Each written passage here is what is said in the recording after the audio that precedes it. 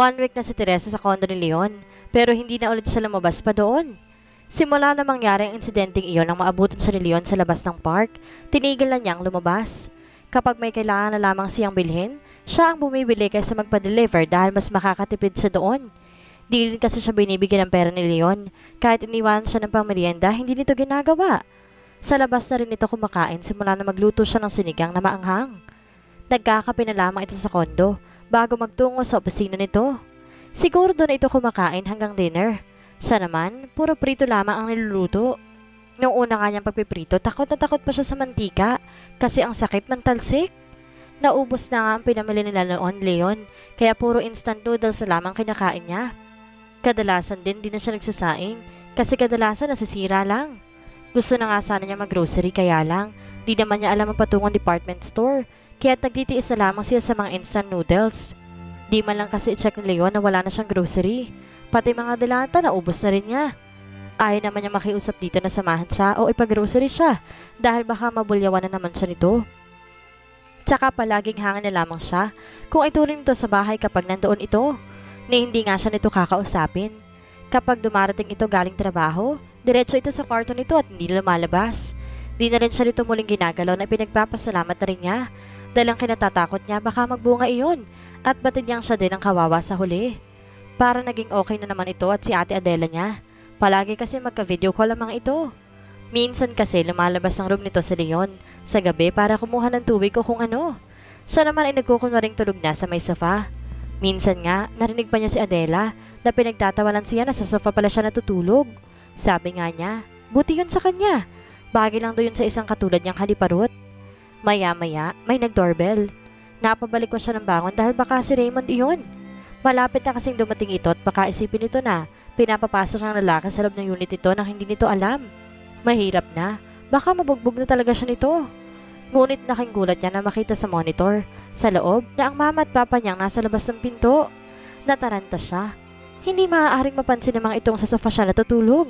Hindi rin pwedeng malaman ng mga itong puro instant noodles ang kinakain niya, kaya mabilis siyang kumilos. Kinuha niya ang kanyang dalawang maleta at dala iyon sa loob ng room ni Leon. Tsaka mabilis niyang hinugasan ang kanyang pinagkainan ng pansit canton at sinamsam ang ilan pang mga ramen at cup noodles sa lagayan at pilit siniksik iyon sa loob ng cabinet na nasa pinakadulo para hindi yun makita pa ng kanyang mama at saka ang kaserolang pinaglutuan niya. Nang matapos, tagaktak ang pawis niya at saka bumalik sa may sala para pagbuksan ng mga ito. Mama! Papa! Bulalas niya nang mabuksan ng pinto tsaka niyakap ang mga ito. Hindi niya naiwasan ang hindi maluha. Miss na niya mga ito lalo ng pag-aalaga sa kanya ng kanyang mama. Bakit ang tagal mong buksan anak? Nandyan ba ang asawa mo? Tanong ng kanyang mama. Niluwagan niya ang pinto para makapasok ang mga ito. Nako, wala po ma. Nasa opisina pa po. Ano po kasi, nakatulog po ako kaya hindi ko agad napansin na may nagdo-doorbell po pala. Kumain na po ba kayo? Sagot niya sa mama niya na naupo sa sofa. Aba, ang ganda naman pala ng tirahan mo dito anak. Pangmayaman talaga. Akalain mo naka-elevator ka pa pala? Wika naman ng kanyang papa na tinitingnan ang bawat sulok ng unit. Nako, mas mainam pa rin pong magkaroon sila ng totoong bahay. Hindi yung kondo lang. Mas maganda pa rin yun. May garden ka na mapagtataniman ng halaman at may mapaglalaan na magiging apo ko. Hindi yung ganito. Purong aircon pa. Nako, mamumutla lang dito mga apo ko. Hindi ako papayag ng ganito. Dapat makausap ko magaling mong asawa. Pati ikaw ay parang namumutla na anak. At aba, bakit di yata nangangayayat ka? Nako, pinapakain ka pa ba ng lalaking iyon dito? Mahabang litanya ng kanyang mama. Ma, oo naman po. Pinapakain niya ako dito. Sa katunayan nga po sa labas sana kami magdi-dinner kung hindi po kayo dumating. Tsaka ma, wala pa ho kayong apo. Wag ho muna kayong advance mag-isip. Hayaan na po muna natin si Leon sa diskarte niya. Malay niyo po, may bahay na pala siyang nabili o dati ninyang pag-aaral inihahanda para malipatan namin. Pagsasinungaling ni Teresa dito. Sana lang talaga hindi mapansin ng kanyang mama na nagsisinungaling siya. Basta, ayoko ng ganun. Ang gusto ko next year may sarili na kayong bahay. Hindi sa ganito. Pangbinata lang yung mga ganitong tirahan eh. Wika na naman ng kanyang mama. Honey, hayaan mo na mga bata sa diskarte nila. Nasa tamang edad na si Leon at batid ko namang hindi yan pababayaan. Ang unika iha natin. Wika naman ng kanyang papa. Parang gusto tuloy niyang maluhan ng mga oras na yon. Sana nga lang ganun talagang ginagawa ni Leon eh. Ang laki talaga ng tiwala ng mga ito sa lalaking yon. Ang hindi alam ng mga ito, impyernong tumira sa tahanang ito, nakasama ay si Leon. Pero mahal naman niyang lalaki kaya nagtitiis siya. 1 year lang naman eh. Susulitin lamang niya ang sandaling kasama ito. Huwag na kayong kumain sa labas. Ako'y namili para talaga magluto dito. Alam kong miss na miss mo na anak ang kare-kare ng mama, kaya talagang sinadya namin ikaw dito ng iyong papa. May inasikaso kasi siya sa Maynila kaya naisipan namin na dumaan na dito. Mabuti na lamang at nakuha namin kayo ng address niya at number ng condo unit niya bago kayo umalis sa bahay. Wika ng kanyang mama at tumayo na mula sa pagkakaupo at nagtungo sa kusina. Kunot noong nilibot nito ang mata sa paligid, pati ref tinignan nito. Tsaka nakapamewang na humarap sa kanya. Anong kinakain ninyo dito kung lahat ng laman ng ref ninyo ay tubig at arak? Mataas ang boses na tanong ng mama niya. May laman po yan, mama. Kakaubos lang po kaya nga po balak sana namin mag-grocery ni Leon bukas. Tsaka po kapag wala na po kaming stock nagpapadeliver lang po siya ng pagkain namin. Lalo pa po't bibihira siyang umuwi ng maaga. Sa umaga lang po siya nakakapagluto para may pagkain kami at sinasakop na po ang tanghalian para initin ko na lang po. Kaya lang po, naubos na po ang stock namin. Paliwanag niya sa ina. Sana lang kagatin ito ang palusot niya. Siguraduhin lang ng lalaki niya na pinapakain ka ng matino. At kapag nalaman ko lang na hindi, subukan niya talaga. Galit na wika nito. Ma, hindi nga po. Kayo talaga. Sige na po, start na po kayo magluto ma. Miss na miss ko na po talaga ang luto nyo. Siguradong mapaparami ang kain ko nito. Lalo pat makakasabay ko kayo. Wika niya dito. Sabay lapit at niyakap ito. Nako, sige na nga. Naglambing na naman ang baby ko. Pero mamaya after natin kumain, samahan mo ako sa supermarket ha. Mamimili tayo para marami kayong stock dito na pagkain. Okay po mama, I love you po. Wika niya rito saka hinalikan ito sa pisngi. Ay sus, ang sweet naman ng baby ko. I love you too anak. Sagot nito. Mama, ang sarap po. Bulalas niya. Halos maglaway na siya kanina nang niluluto pa lamang ng kanyang mama ang favorite niyang kare-kare. Tapos ngayong luto na parang gusto na niyang lantakan. Umupo sa pagkainan at kumain na parang wala nang bukas. Kailan pa ba nasayaran ng medyo matinong pagkain ng kanyang sikmura? Aba anak, parang gutom na gutom ka naman yata. Baka wala na tayong maulam niyan bago pa dumating ang asawa mo. Wika ng kanyang mommy. Sorry po ma, miss na miss ko lang po kasi talagang luto ninyo. Sagot niya pero ang totoo, gutom na talaga siya dahil isang cup noodles lang ang kinain niya kanina sa pananghalian. Maya-maya narinig niya ang pagbukas ng pinto. Siguradong si Leon na iyon kaya mabilis siya nagtungo sa may sala. Iho, aba ay napakasipag mo naman talagang bata ka. Ginagabi ka na sa pagtatrabaho. Wika ng kanyang papa. Halata ang pagkagulat sa mukha ni Leon pagkakita sa kanyang ama. Hello, asawa ko? Dumalaw sila papa dahil namimiss daw nila ako at wag na tayo mag-dinner pala sa labas. Nagluto ng kare-kare si mama at sigurado magugustuhan mo yun. Akin na yung bag mo, dalhin ko na sa room natin. Nakangiti niyang wika sabay kuha ng bag dito. Salamat asawa ko. Wika nito na halos ikapamilog ng mata niya. Sa kanyang isipan parang gusto niyang magtatalon sa tawa dahil sinasakyan niya ito. Akala talaga niya magagalit ito kapag nadatnan ang kanyang magulang sa bahay. Todong ngiti pa ito na halos ikatunaw ng puso niya. Nahiling tuloy niya na sana'y hindi lang pagpapanggap ang lahat. Sana'y totoo na lamang iyon.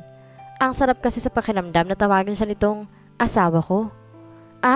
Hindi naman po ganun kasipag dito.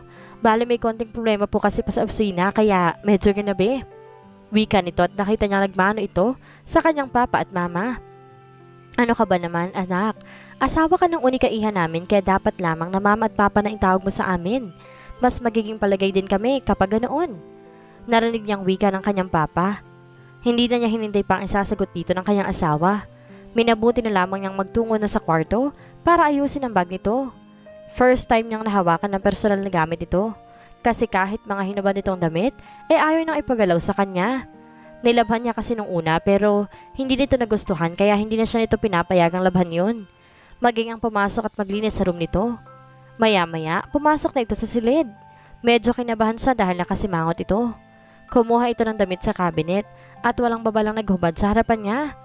Siya na lamang nahiyang tumingin dito kaya tumalikod na lamang siya. Galingan mo ang pagpapanggap, Teresa. Ayoko may masabing masama tungkol sa akin ng mga magulang mo.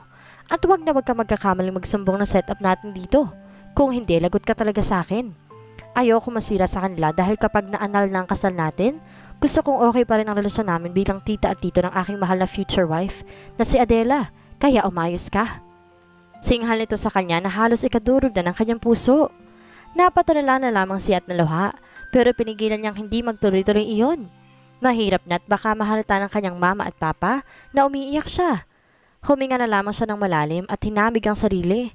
Pinunasan ng luha at ngumiti kahit na nagdurugo ang kanyang puso. Nako, mabuti pa'y maghain na tayo anak na makakain ng mga prinsipe natin. Halika na, tulungan mo ako. Aya ng kanyang mama sa kanya. Mabuti pa ang asawa ko at nang matikman ko na din ulit ang masarap na kare-kare ng mama. Nakangiti namang wika ni Leon na alam naman niyang peke pero may mainit na bagay pa rin ang tila humaplos sa kanyang puso. Gusto niyang pagtawag nito ng mama at papa sa kanyang mga magulang. Pakiramdam niya ay para mag-asawa talaga silang normal. Kahit ang totoo hindi naman siya tinuturing nitong asawa, kundi isa lamang siyang mababang uri ng babae. Isang babaeng maaari nitong angkinin hanggat gusto nito. Isang babaeng pwede rin itong abandonahin kapag ninaisan nito. At isang babaeng kahit kailan ay hindi nito magugustuhan o mamahalin. Masakit man pero kailangan niyang tanggapin yon. Ilang sandali lamang at nakahain na sila ng kanyang mama at tumulog na naman sa pagkainan ng papa at si Leon. Magkatabi sila ni Leon at magkatabi din naman sa kabilang panig ng mesa ang kanyang mama at papa. Kinuha ng kanyang mama ang lagayan ng kanin at nilagyan ng plato ng kanyang papa. Lagi naman ganoon ng mga ito. Napaka-sweet, lalo ng kanyang mama. Hindi talaga nito hinahayaang magsandok ang kanyang papa. Maging ulam nito ay ang mama pa rin niyang nagsasandok. Minsan nga kapag naglalambing ang kanyang papa, sinusubuan pa ito ng kanyang mama. Ganon ang nais niyang maging setup kapag nakapag-asawa na siya. Kadalasan pa nga ini-imagine niyang ganon din sila ka-sweet ni Leon, kahit nung mahal pa lamang niya ito ng palihim. Pero ngayong totoo na niya itong asawa, kabaliktaran ang lahat na nangyayari. Ngunit kinagulat niya ang ginawa ni Leon. Kinuha nito ang lagayan ng kanin at sinandukan siya. Kinuha din ito ang lagayan ng luyam at nilagyan din siya. Napatingin siya dito, napatanong. Pero inakbayan siya nito na lalo niyang ikinagulat. Kain ka na, asawa ko. Baka naman gusto mo pang subuan kita, ha? Wag na, asawa ko. Abuso na yan. Nakangising wika nito. Muntik na tuloy siyang masamid. Ang sweet naman pala ng asawa ko. Aba, ay bagay na bagay talaga kayo. Sana naman sa sunod na buwan ay magkaroon na ng magandang balita mula sa inyo. Masayang wika ng kanyang mama. Siya naman ay hindi umimik.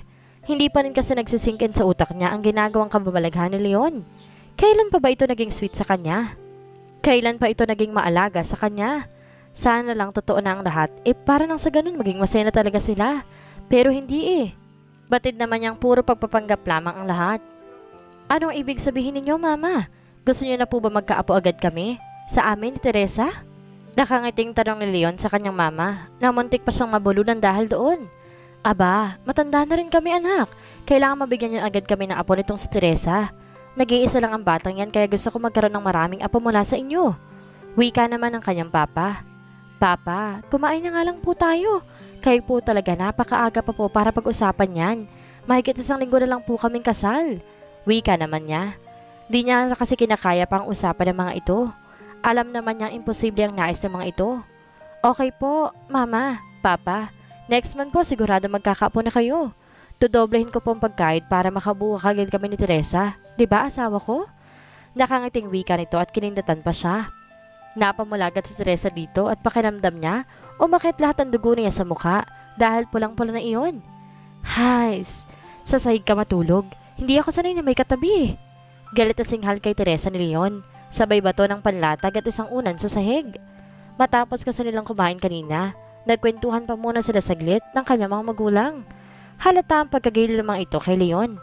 Pero siguro kung alam ng mga ito kung anong ginagawa sa kanya ng lalaki, baka kanina ba itong nasuntok ng kanyang papa?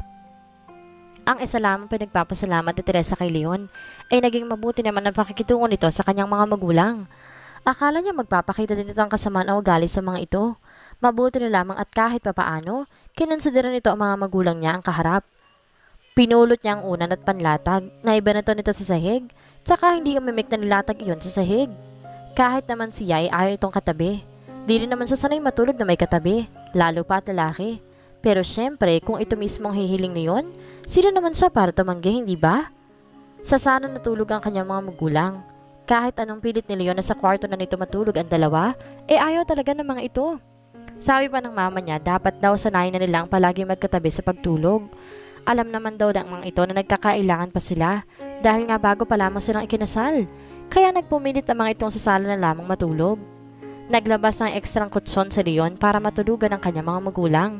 Yun nga lang ang masaklap, may ekstrang kutsyon naman pala ito, pero hindi man lang nagmagandang loob na ipagamit sa kanya. Hinayaan lamang siya na matulog na nakabaluktot sa sofa nito. Minsan nga, namimitig ang kanyang paa dahil sa pagkakabaluktot niyon. Ilang beses na rin siyang nahulog doon dahil sadyang malikot talaga siyang matulog. Kaya naman namamalayan na lamang niya na nasa sahig na siya. Humiga na siya doon. Medyo masakit lamang sa likod dahil tanging manipis na kumot lamang ang ibinigay nitong panlatag. Pero hinayaan na lamang niya.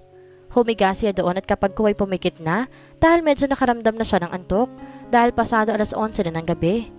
Baka humihili ka ha? Ayoko nang maingay matulog. Singhal nito. Nilingon niya ito. Hindi ako humihilik. Don't worry. Naiinis sa sagot niya rito. Para kasing babae ito. Daming kaartehan sa buhay. Mabuti naman. Anong oras ba aalis ang mga magulang mo? Bukas ng umaga daw. Tipid na sagot niya rito. Okay, matulog ka na. Wika ni Leon. Hindi na niya ito sinagot at pumikit na lamang. Napakalamig ng aircon kaya binalot na lamang niya ang kanyang katawan sa kanyang panlatag. Wala man lamang kasi itong binigay na kumot. Ngunit agad siyang napabalikwas ng bangon at ganoon din si Leon nang marinig nila ang pagkatok ng kanyang mama. Mabilis nang napulot ang unan at panlatag, tsaka binato iyon sa kama ngunit napangiwi siya nang tumama iyon sa mukha ni Leon. Sorry. Mainang usal niya habang nakangiwi, tsaka binuksan na ang pinto. Ma, bakit po? Tanong niya dito pagbukas ng pinto. Naku anak, sumamaan siya ng papa mo. May gamot pa kayo dyan para sa pagtatae? Naku, pasensya na kayo mga anak ha. Naparami yata ng kain ng papa ninyo eh. Wika ng kanyang mama. Ho? Sa ref po mama. Nasa maibabaw nun may maliit po na medicine kit. May gamot po doon sa pagtatae. Si Leon ang sumagot kaya hindi niya natapos ang sasabihin. Balak sana niyang tanungin si Leon. Ay sige, salamat iho. Sige na at mamahinga na ulit kayo. Pasensya na't naabala ko pa kayo. Hinging pa umanhin ulit ng kanyang mama. Tiningnan ko muna si Papa. Gusto kong matiyak pa kung okay lang po siya. Wika naman niya. Naku, wag na anak. Magiging okay rin naman ang papa mo. Alam mo naman, nagiging talaga yan kapag napaparami ang kain. Sige na, matulog ka na anak. Hinihintay ka na ng asawa mo. Sige na at nang kami mabigyan mo na agad ng apo. Nakangiting wika nito sa kanya. Na tila tinutudyo pa siya sa paraan ng tingin nito. Ma, nakakaya kayo. Saway niya rito saka napalingon sa asawa. O bakit? Di ba Leon, tama naman ako? Tanong pa rito sa nanay na himik na si Leon sa kama. Oo naman po mama. Halika na nga dito honey. Huwag mo nang abalahin pa sina mama. Halika na tayo makatulog na rin. Wika nito. Ang galing talaga nitong umarte sa harap ng kanyang mga magulang. Sana lang kahit minsan maging totoo naman to. Napabuntong hininga na lamang si Teresa. Nang pagpinid niya ng pinto ay maling binato ni Leon ang panlatag niya sa sahig.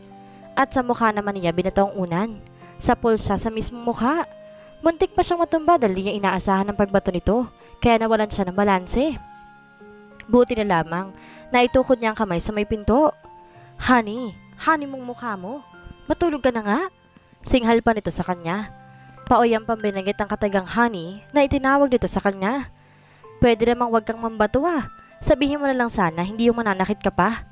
Masama ang loob na pinulot ni Teresa ang unan at agtungo sa dating hinihigaan at muling inayos ang latag doon.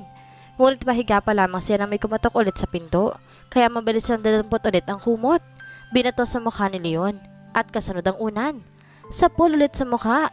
Kunway nagsorry na dito pero ang totoo, nagbubo niya ang kanyang kalooban dahil nakaganti siya rito. Binuksan niya ang pinto at ang kanyang mama ulit yon. Naku, pasensya na kayo mga anak ha. Tatanungin ko lamang kung anong oras kayong dalawa magigising sa umaga para kayo makapagluto ng almusal bago kayo magising na dalawa. Wika nito. Ako po kasi mama kahit anong oras po ang gising ko. Si Leon po, hindi ko po alam kung anong oras siya gumigising. Wika niya. Aba, anong sinabi mong bata ka? Naku, ibig sabihin kahit dito tanghali ka na rin gumigising? Diyos kong bata ka, may asawa ka na. Aba, hindi na pwede ang lahat ng mga ginagawa mo dati. Dapat ikaw mauunang gigising sa asawa mo para ipaghanda siya na makakain. Hindi yung ikaw pa ang gigisingin. Galit na wika ng kanyang mama. Napakamot na lamang siya sa ulo. Kahit naman kasi nais niyang gawin ang sinasabi ng kanyang mama, batid niyang hindi papayag si Leon na asikasuhin niya ito sa umaga. Baka nga kinalabasan pa ay mas lalong mauyam ito sa kanya dahil puro naman siya palpak lalo na sa pagluluto. Kahit nga pagpiprito ng itlog, kadalasan hilaw pa. Nako ma, okay lang po yun. Alam ko naman pong hindi pa masyado marunong si Teresa sa mga gawaing bahay. Tsaka hayaan niya na rin pong ako na mag-alaga sa kanya, mama. Bata pa po si Teresa kaya naman naiintindihan ko po siya. Tsaka kaya ko naman po. Wala rin namang ginagawa dito sa bahay kaya hayaan na naman po natin siya sa gusto niya. Basta ang mahalaga po hindi na siya gala. Sa bagay, wala naman po siyang pupuntahan dito kaya okay na po yun. Hayaan niya na lamang po si Teresa. Wika naman ni Leon. Naku, pero nakakahiya naman iho. Papaano lamang yan kapag may mga apo na ko? Baka tatamad-tamad pa rin ang asawa mo. Wika nito. Manaman. Samba ko lang mukhang wika ni Teresa dito. Anong manaman? Hindi ka matututo kung ganyan ka, Teresa. Mataas pa rin ang boses na wika ng kanyang mama. Ma, may pasok pa po sa Leon. Nakakahiya po sa kanya. Wika naman niya rito. Doon naman ito parang natauhan. Ay, oo nga pala. Naku, pasensya ka na, Leon. Pagpasensyahan mo na lamang asawa mo, Leon, ha? Alam mo namang halos hindi ko paghugasan ng plato yan sa aming bahay.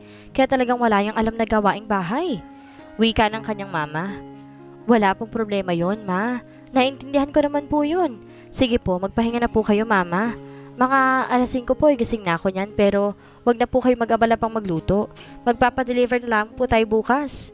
Wika ni Leon. Ay nako, gastos pa yan iho. Hayaan mo na ako mag-aasikaso ng kakainin. Kakain din naman kami ng papa ninyo bago kami umuwi. Wika naman ng kanyang mama. Okay ma, tulog na po kayo para maaga ako bukas.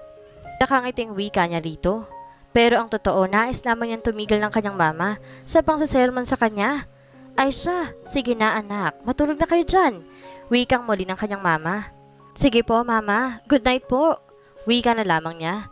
Tinugon lamang siya nito ng good night saka umalis na din. Ang pagsara niya ng pinto, nasa isip niyang babatuhin din siya ni Leon. Pero nakahinga siya ng maluwag na makita itong nakahiga na padapa.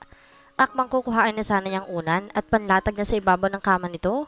Ngunit natigilan siya na magsalita ito. Diyan ka na sa kama matulog. Humiga ka na dyan kesa naman palipat-lipat pa. Baka makita pa tayo ng mama mo, mahirap na. Ako na naman ang magbumukhang masama sa paningin nila at ikaw na naman ang biktima. Wika nito pero halata ang pagkadismaya sa boses. Napailing na lamang siya. Kikiligin na sana si Teresa ng konti dahil akala niya bukal sa loob nito ang pagpapahintulot nitong humiga siya sa tabi nito. Yun pala ay dahil lamang sa takot sa magulang niya, kaya ito pumayag. Asa ka pa kasi Teresa, ang tanga mo. Naiiling na wika na lamang niya sa isipan. Tsaka humiga na rin sa kama pero nasa pinakang dulo siya. Pumikit at pinilit na makatulog. Padaskol na bumangon si Leon sa kama dahil kahit anong gawin, talaga niya hindi siya makatulog. Paano ba naman ang likot-likot ni Teresa? Parang nais na nga niyang itulak ito para mahulog sa sahig. Hindi kasi siya sanay na may katabi. Tapos ganito pang babaeng ito. Napakalikot. Hindi nga naman humihilik, super likot naman. Nandito ang mga magulang nito kaya hahayaan na lamang sana niya. Kaya lang super likot talaga nito eh. Pero tiniis niya pa rin dahil kahit paano naman, ginagalang pa rin niya ang mga magulang nito. Noon kasing hindi pa nangyayari ang pagin-iyon sa kanila ni Teresa. Sobrang bait ng mga ito sa kanya. Lalo na kapag dumadalaw sila ni Adela sa mga ito. Asikasong-asikaso siya ng mama ni Teresa at maging ang papa nito. Kaya ayaw naman niyang pati ang relasyon niya sa mga magulang nito ay masira ng dahil lamang sa spoiled brat na anak ng mga ito. Pababa na sana siya ng kama, ngunit bigla siyang inundayan ng isang paa ni Teresa. Shit! Di niya na ituloy ang sasabihin. Pagkos agad siyang napalunok ng sunod-sunod dahil nakikita na yung kabiyak ng katawan nito. Maluwang kasi ang short nitong suot at dahil siguro sa kalikutan kaya medyo tumabingi ang suot nitong pang ibaba kaya mas hindi sinasadyang tumungaw.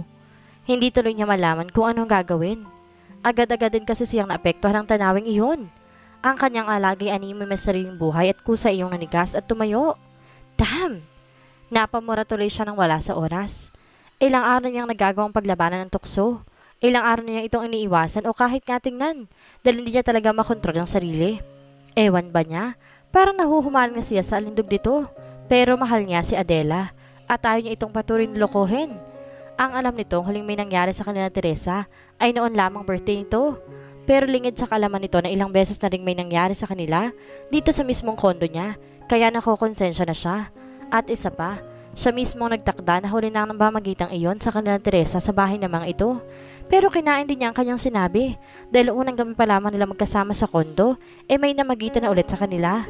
At nasundan pa nga ng ilang beses na alam niyang mali dahil natatakot siyang baka mabuntis ito. Wala ayon sa kanilang napagkasundoan at isa pa kawawa ang bata. Gustuhin man niyang kuhanin ng baby pero batid niyang hindi papayag si Adela. Baka tuloy na nga siyang isumpa nito. Tsaka kapag nangyari yun baka hindi na rin makapamuhay ng normal si Teresa. Kahit papaano nais pa rin niya makapamuhay ito ng normal at maging maligaya pagkatapos na mapawalang bisa ang kanilang kasal. Ngunit mukhang muli na naman siyang madadarang sa magandang tanawing iyon. Hindi rin niya maipaliwanag kung bakit napakalakas na dating sa kanya ni Teresa. Dati naman parang kapatid lang ang nararamdaman niya para dito. Pero matapos ang isang gabing pagkakamaling iyon, batid niyang nagbago ng lahat. Sa tuwing pumipikit siya o sa kahit anong ginagawa niya, biglang-biglang sumasagi ang sandaling iyon sa kanyang isipan. Lalo na ang mga impit na ungol at daing nito. Ang hinala niya ay baka dahil ito pa lamang ang babaeng natikman niyang malinis pa. Pero kadalasan ang ginagawa niya ay ignorahin ito at pagalit na makipag-usap dito. Ayaw niyang maging okay ulit sila. Ewan ba niya, parang natatakot siya sa maaaring mangyari. Isa pa, galit talaga siya dito dahil sa nangyari sa kanila. Pero ang totoo, mas galit siya sa sarili niya. Dahil kung gusto lamang sana niyang tumigil, sana hindi na uwi sa ganito. Nangako na rin siya kay Adela pero eto, at iba ang sinasabi niyang kanyang isipan sa nararamdaman niya. Shit, bahala na nga. Tila nauuyam sa sariling wika niya, tsaka agad na hinila pababa ang short, kasama ng panloob nito. Ngunit kumilos lamang ito ng kaunti tapos ay natulog ulit. Napangiti pa siya dahil ang cute nitong pagmasdan, habang nagkakamot sa may tagiliran nito, tapos ay kumikibot-kibot ang labi. Ngunit agad niyang naipilig ang ulo dahil sa parandali ang pagkalimot. Gago ka, Leon. Kailan ka pa nakwitan sa babaeng yan? Inis na wika niya sa sarili. Ngunit bigla nitong iniangat ng bahagya ang isang paa, sanhi para animoy nakabukakan ito sa kanyang harapan. Kaya naman malaya na pagmamasdan ng pinkish itong perlas na animoy inaaya siya. Kaya naman agad niyang diluluhong ito. Sinubsob niya ang kanyang mukha doon at walang babalang nilaro ang delikadong bahagi nito. Naalimpungatan naman si Teresa dahil tila may kung anong bagay ang naglulukot sa kanyang ibabang gitna. Pinagsawalang bahanan sana iyon dahil iniisip niyang panaginip lamang ang lahat. Kahit sa panaginip kasi palagi niya nararanasan ang sambahin ni Leon ang kanyang perlas. Ngunit naramdaman niyang tila hindi yata panaginip ang lahat kasi alam niya sa kanyang sarili, nagising siya. Mahaba siyang napandaing nang maramdamang tila may mainit na bagay at agad siyang napamulat. Leon? Bulalas niya ngunit hindi lamang siya nito pinansin. Patuloy lamang ito sa kanyang ginagawa. Muli na naman siyang dumaing. Maya-maya pinaibabawan sa Leon at doon ay muli itong gumalaw. Kahit anong pigil ko sa sarili ko, hindi ko talaga kayang tikisin. Nakakabaliw ka, Teresa. Hindi ko makakalimutan ang napakabang mong amoy, ang sariwa't natural mong amoy. Wika nito na padaing. Hindi maintindihan ni Teresa ang ibig sabihin nito. Totoo kayang nahuhumaling na rin ito sa kanya? Totoo kaya ang mga sinasabi nito? O dala lamang na nararamdaman dahil sa masarap na sandaling kanilang pinagsasaluhan? Ang sama ng loob kanina dahil sa kapangahasan nito ay napalitan ng matinding pulanasang makakarating na naman sa paraisong iyon na ilang beses nilang sabay nararating. Sa totoo lang, ilang araw na siyang hindi pinapakailaman ni Leon. Sabi niya sa sarili niya na mas okay iyon para maiwasan lang hindi dapat mangyari. Pero ang totoo, miss na niya ito, lalo na kapag naaalala niya ang init ng mga eksenang kanilang pinagsasaluhan. Kaya naman minsan ang ginagawa na lamang niya, umiinom ng malamig na tubig o kapag hindi talaga kaya, inililigo na lamang niya kahit pa 10 oras na ng gabi. Nang matapos na, ay agad pumatak ang kanyang mga luha. Muli na naman niyang nalasap ang paligayahin ng kanyang mahal, pero batid naman ni Teresa na katawan lamang at panandali ang aliw ang nais ito. Kumbaga, parausan kapag nakakaramdam ng init sa katawan. Pero di bali na. 1 taon lang naman. 1 taon. Napakaiksing panahon pero titiyakin niyang kahit papaano, mag-iiwan siya na masayang alaala sa kanyang mahal. Yun bang kahit na saglit ay maaalala niyang sa maiksing panahon, may isang taong nakasama nito sa iisang bubong, na kahit papaano ay napasay ito. Tama nang hanggang doon na lamang siya. Hindi na dapat siya naghahangad pa ng masigit pa sa nararanasan niya mula dito. Alam niyang siya lang din naman ang masasaktan sa huli. Nang umahon sa ibabaw niya sa leon, hindi na siya nag-abala pang magsuot ng damit. Ibinalot na lamang niya ang hubad na katawan sa kumot at uusog na sana siya sa kabilang gilid ng kama. Pero nagulat siya ng kabigin sa bewang ni Leon. Iniunat nito ang kanang braso at pinaunan doon ang kanyang ulo at sa kanyang pagkamangha, pumaloob din ito sa loob ng kumot. Kaya naman nagkakadaitin ang kanilang mga balat at pagkaway mahigpit ay pinulupot ang braso sa kanyang bewang. Sobrang bilis ng tibok ng puso niya. Ewan niya nga baka narinig ni Leon dahil sa dinig na dinig niya iyon. Parang nanigas lamang siya pero si Leon, ilang sandali pa at narinig na niya ang mabibinintong hilik. Tahimik siyang lumuha. Nahiling niyang sana ganoon lamang sila palagi. Na sana kahit na isang taon lamang ang palugit niya, maranasan man lang niyang ituring ito bilang isang tunay na asawa. Marahan siyang gumalaw. Isiniksik ang ulo sa matipunong dibdib ni Leon at doon nakatulugan na niya ang tahimik na pagluha. Kinabukasan, naalimpungatan si Leon sa tunog ng alarm clock niya. 5 na pala ng umaga. Ngunit agad niyang pinatay iyon para hindi magising si Teresa. Nakaunan pa rin ito sa kanyang braso at nakayakap pa rin ang braso niya sa kanyang bewang. Ewan ba niya pero hindi rin niya maipaliwanag ang nagawa niya kagabi. Matapos silang magdaig kagabi, siya na ang kusang kumabig dito nang akmang lalayo na ito sa kanya. Ewan ba niya, parang gusto lamang niya nakadikit ito sa kanya. May kakaiba siyang naramdaman sa kanyang puso. Parang may kung anong mainit na bagay ang humaplos doon habang nakatingin siya sa mga mata ni Teresa. Nasasalamin niya ang pagmamahal sa mga mata nito. Lalo na makita niya ang pagluha nito matapos sila magniig. Pasimple lamang itong lumuha at pasimple ding pinahid pero hindi nakaligtas sa kanya. Hindi niya alam kung pagkahabag o kung ano man yun. Basta't naramdaman na lamang niya na nais niya itong i-comfort. Parang naguluhan pa nga ito sa inasal niya. Pero siyempre mas naguluhan siya sa ginawa niya. Isa pa, hindi talaga sisanay na may katabi sa kama. Pero ito't mukhang nahimbing pa siya ng tulog dahil pagmulat niya tumunog ng alarm niya. Samantalang dati naman nauuna pa siyang magising kaysa pagtunog ng kanyang alarm. Galit siya dito pero parang mas nangibabaw kagabi ang awa sa kanyang puso. Napatingin siya sa maamo nitong muka habang payapang natutulog. Ni hindi rin ito gumagalaw. Hindi katulad kagabi na sobrang likot nito. Animoy payapa ito sa kanyang bisig. Napatingin siya sa mamula-mula nitong mga labi. Parang inaaya siyang tikpan muli ang napakatamis na labing iyon. Naewan ba niya na parang mas matamis pa ang labi nito kaysa kay Adela? Sa pagkaalala sa kanyang girlfriend, doon lamang siya tila natauhan. Samantalang kagabi hindi niya ito naisip habang kanaig sa Teresa. Maging na matulog sila, kahit nakatiting na konsensya ay hindi man lamang niya naramdaman. Shit! Ano nangyayari sa iyo, Leon? Huwag mong sabihing tuluyan ka nang naaakit sa babaeng yan. Galit na bulong niya sa sarili. Tinignan niya ang oras sa kanyang wristwatch.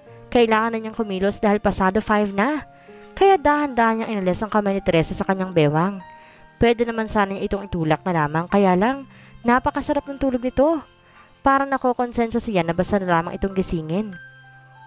Matagumpay nga siyang nakaalis sa tabi nito, nang hindi nagigising. Hindi na niya ito nilingon pa.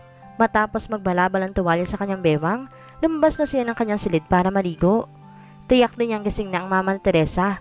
Dahil naaamoy na niya mabangong sinangag ng kanin na niluluto nito, maging ang amoy ng tuyong galunggong na marahil ay dala-dala namang ito. Nakakagutom tuloy. Bihira na siyang makakain ng ganoong pagkain sa almusal. Meron namang na-orderan pero iba pa rin ang lutong bahay. Good morning, ma. Bati niya sa mama ni Teresa na medyo ikinagulat din niya. Parang normal lamang sa kanya na tawagin itong mama. Oh anak, gising ka na pala. Abay, tamang-tama. Pagkatapos ng maligo, ipaghahain na kita. Ano bang gusto mo sa kape? Black coffee with sugar o yung 3-in-1 na lamang? Tanong nito. Naku ma, wag na po kayo mag-abala pa. Ako na lamang po magtitimpla. Pagod na po kayo sa pagluluto kaya nakakahiya naman po na pati kape ko iaasa ko pa sa inyo. Nakangiti niyang wika dito. Wala kang dapat ipag-alala anak. Asawa ka ng anak ko kaya handa akong alagaan ka rin. Katulad ng pag-aalaga ko sa anak ko. At isa pa, nais ko ring makabawi sa iyo anak. Alam kong hindi naging maganda ang naging panimula ninyo ni Teresa. Alam kong may pagkakamali din kami ng asawa ko. Yun ay ang pagkampi pa rin namin sa kanya. Pero sana'y maintindihan mo rin kami na nagawa lamang namin yun dahil sa pagmamahal namin sa aming anak. Ayaw namin mapariwara siya at batid ng asawa ko na mabuti kang tao kaya agad-agad siyang nagdesisyon na ipakasal kayo. At syempre masiyang hiya kami kay Adela dahil pamangkin namin at alam namin kung gaano na kayo katagal. Pero anak, hangad kong sana'y mapatawad mo kami at sana kahit papaano'y matutuhan mo ring mahalin si Teresa. Nag-iisa namin siyang anak kaya hangad namin ay kabubuti niya. Maluhaluhang pahayag nito sa kanya. Ayaw niyang magbitaw ng kahit na anong pangako niya rito. Nabatid naman niyang hindi matutupad. Lalo pat seryoso sa nitong kinausap. Ma, wag na po natin pag-usapan yan. Ang mahalaga po'y okay naman tayong lahat ngayon. Yun na lamang ang sagot niya rito. Tsaka na siya nagpaalam na maliligo na. Napahilamos na lamang siya ng mukha gamit ang kanyang dalawang palad dahil sa gulo ng kanyang isipan. Bakit parang nakokonsensya na siya? Dahil ba sa mababait ang magulang ni Teresa sa kanya? O dahil sa ligayang nilalasap niya mula sa kandungan nito? Kahago ka, Leon. Hindi pwedeng ganito. Paano na lamang ang mga pangarap niyo ni Adela? Wika niya sa sarili habang nakatingin sa salamin. Ngunit agad na napakunot ang kanyang noo na makita ang bakat ng kagat ni Teresa sa kanyang balikat. Bakat ang iyong pinagdudoon. Napailing siya. Talagang dapat niyang iwasan ito bago pa mahuli ang lahat. Baka mahulog siya sa bitag nito. Mahirap na. Baka tuloy ang masira sila ni Adela. Marami na silang pangarap ng dalawa at syempre, kasama na doon na ikakasal sila pagdating ng panahon at magkakaroon ng masayang pamilya. Tama, focus ka sa goal, Leon. Hindi kayo pwedeng masira ng tuluyan ni Adela. Hindi ang isang katulad lamang ni Teresa ang sisira sa amin. Mariin niyang wika habang nakatingin sa refleksyon niya sa salamin. Buo na ang kanyang pasya. Hindi na siya muli pang madadarang sa alindog ni Teresa. Ipinapangako niya iyon sa kanyang sarili. Dapat maipamukha niya rito na kahit kailan, hindi po pwede magkaroon siya ng kahit na konting pagtingin dito. Mahirap na, lalo pat ginawa niya ito ng kabutihan kagabi. Matapos magligo, natungo na siya sa kanyang silid para magbihis. Naabutan niya ang mama ni Teresa na naghahayin na at ipinagtitimpla na siya ng kape. Kaya ang sabi sa kanya, gisingin na rin si Teresa para sabay-sabay na silang mag-almusal. Napailing siya na makita si Teresa, na himbing pa rin sa pagtulog. Matapos magbihis, gigisingin na sana niya si Teresa pero napansin niya ang butil-butil nitong pawis. Tila may sinasabi din ito. Pero nanatiling nakapikit kaya sa tingin niya nananaginip lamang ito. Leon, mahal ko. Wika nito habang tila humihikbi pero nakapikit pa rin. Parang nais na itong yakapin at hagulin ang likod nito at sabihing nananaginip lamang ito pero tinikis niya ang kanyang sarili. Pinatiim ang anyo, sa kanya ito ginising. Sa unang pagtapik niya sa balikat ito, agad na itong napamulat ng mata at hindi niya inaasahan ang sunod na gagawin nito. Bigla siya nitong niyakap ng mahigpit habang umiiyak. Wala naman nagawa si Leon kundi hagurin na lamang ng marahan ang likod ni Teresa. Dahil sa pinapakitang pagmamahal ni Teresa kay Leon, tuluyan na kayang mahulog si Leon sa kanyang asawa? Magawa kaya niyang iwasan ang ilindog ni Teresa? Maaapektuhan kaya ang mga plano at nararamdaman ni Leon para kay Adela? Yan ang ating aalamin sa susunod nating kabanata.